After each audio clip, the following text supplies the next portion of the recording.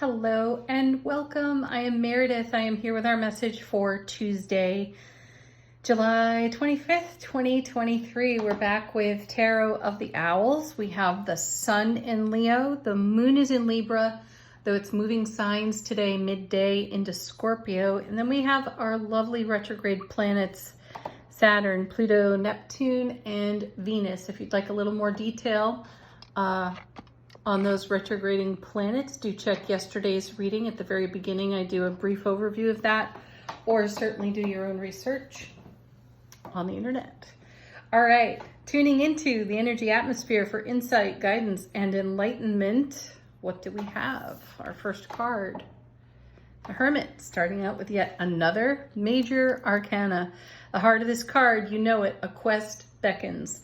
And my intuitive feeling on the Hermit is this lantern shines a light into the shadow of our subconscious. And therein lies the quest. To quest into the subconscious to identify programs, belief system, anything that could be self-limiting that has been passed to us through experience, exposure to less than favorable energies, and the egoic narrative that would keep us overprotected. You know, in yesterday's reading, we talked about our wild and free-spirited nature, you know, being untamed, not keeping a lid on ourselves, not keeping things under wraps. And I feel that part of the quest here with the Hermit picks up where yesterday's reading left off, so that we can plumb the depths of our own subconscious in an expansive and an enlightened way, so that we can literally see the light in the shadow and therefore illuminate what could be holding us back, so we can allow that to pass off and away from our foundation. Our next card, King of Cups. Excellent. You know, the kings and queens are about self-mastery in tarot, and this is divine masculine energy in connection to our intuitive and emotional well-being. So divine masculine energy takes action. So we would be taking action with our intuition. Also a carryover message from yesterday's reading. Let's see what comes with. Another king. Oh my goodness. Are we ever taking action? Because there's the King of Wands, fire energy. So we've got water, we got fire. So we're getting steamy with our subconscious as we shine the light into our own shadow and we do something about it. It's one thing to acknowledge and to recognize when we meet an obstacle with ourselves. The next thing is, what will we do with that new information? And yesterday we had a lot of incoming information, swift moving at that. We had the Knight of Swords and we had the Eight of Wands. So we continue though in a masterful way with these two kings on this quest to enlighten ourselves, and then take enlightenment to another meaning. So you could be lightening your own load by not carrying so much program, belief system,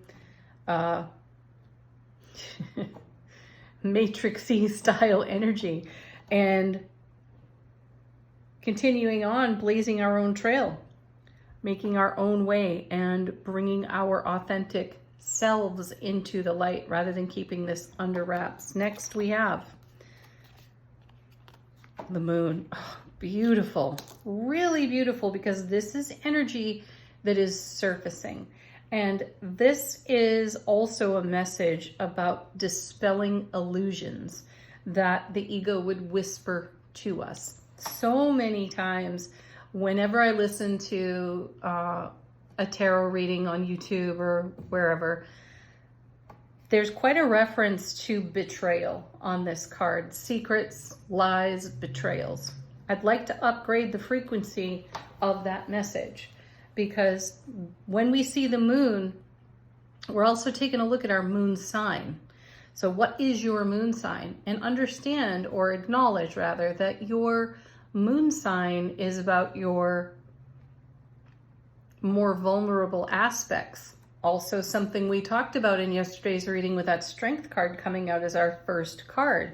Learning to live authentically and integrity with our vulnerability takes great courage. So some of our vulnerabilities may be surfacing here, and this is where the ego would like to swoop in and overprotect, limit even, and create an obstacle so that we remain quote unquote safe.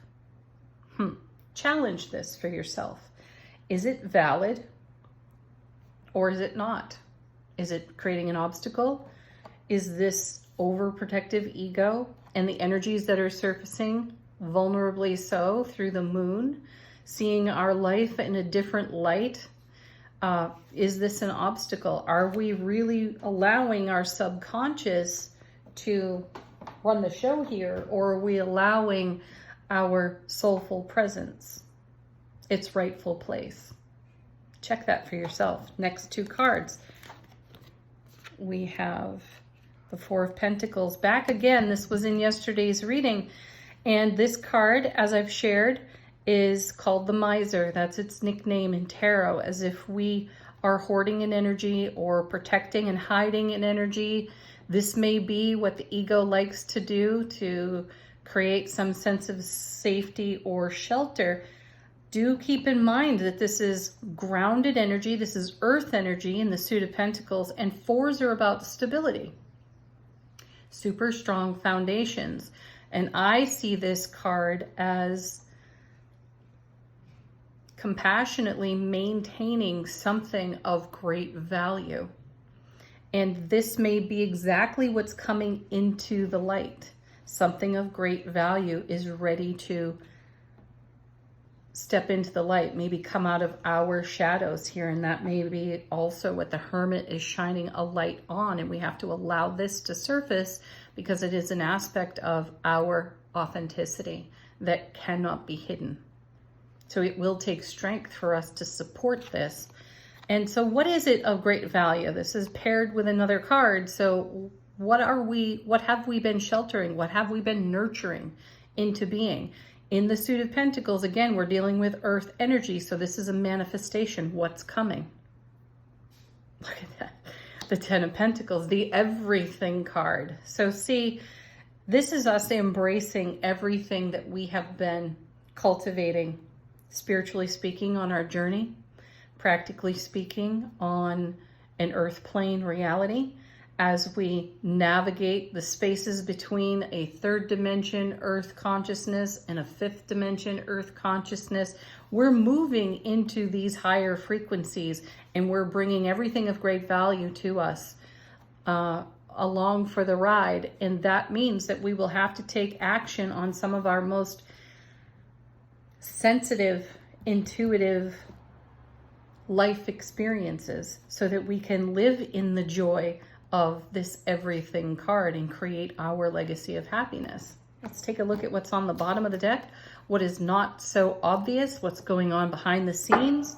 Our first card, yeah, look at that. Dreams coming true, wishes fulfilling because of all of the investment that we have put into our spiritual journey. So it's going to take some upgrade, and it's going to take some courage to take a look at what is in the shadow of the subconscious that the ego feels too sensitive about. I like this. And then we have the Two of Wands. Yes, because we're stepping through a gateway of opportunity. Doors are opening for us. We are crossing a threshold, again, from that 3D reality to that 5D reality. And that's where a lot of our dreams, manifestations will come to life on our foundation. So it is absolutely about freeing ourselves and allowing the divine flow, Wheel of Fortune, yesterday's reading, to turn in our world and create that 10 of Cups atmosphere for us also from yesterday's reading. Oh yeah, to back that up, there's the Four of Wands. How beautiful is that? So we're stepping through this doorway into the happiest card of the minor arcana, onto the super stable, passionate, creative, lovely, celebratory Four of Wands foundation. And then we have the Seven of Swords. and the Five of Pentacles. This is exactly what we are shining the light on. The Seven of Swords would be us robbing ourselves of joy, but we're breaking through the illusion by looking at things in a different light, Moon, and through the lantern shine of the Hermit, and going on the quest to release this energy so that we can live the heaven on earth aspect of the seven in this 10 of Pentacles. Then we also have the Five of Pentacles. So we're breaking free from conformity. This is why, again, we've got the Hermit here and then two Kings to take divine masculine action with, as it relates to what is surfacing out of the subconscious that has been previously a potential obstacle for us and limiting our exposure to the joy of the 10 of Pentacles. So we're feeling free enough to allow something of great value to come into the light so that we may live our greatest happiness. We may feel tender, we may feel sensitive in the way that we do this. We may even feel a little bit self-protective. However, we will rise above that and move beyond any limiting beliefs. Okay, angel answers. Questions, confirmations, messages from guides, angels, and ancestors. Signs and symbols that you may have asked for coming from this deck.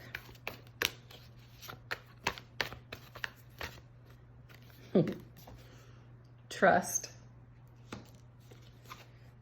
that you're ready. Oh, you just have to love these cards, huh? And there's no need to worry.